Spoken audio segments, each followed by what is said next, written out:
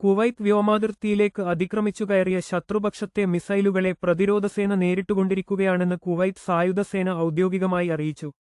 രാജ്യത്തിന്റെ വിവിധ ഭാഗങ്ങളിൽ കേട്ട ശക്തമായ സ്ഫോടന ശബ്ദങ്ങൾ ശത്രുക്കളുടെ മിസൈലുകളെയും ഡ്രോണുകളെയും എയർ ഡിഫൻസ് സംവിധാനം ഉപയോഗിച്ച് തകർക്കുന്നതിന്റെ ഭാഗമാണെന്ന് അധികൃതർ വ്യക്തമാക്കി.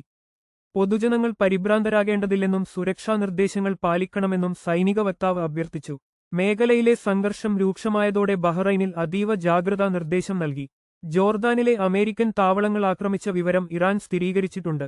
ഇറാൻ ആക്രമിച്ച കപ്പലിലെ 21 ജീവനക്കാരെ ഒമാൻ രക്ഷപ്പെടുത്തി. സംഘർഷം ഗൾഫ് മേഖലയിലെ വ്യോമഗതാഗതത്തെ സാരമായി ബാധിച്ചിരിക്കുകയാണ്.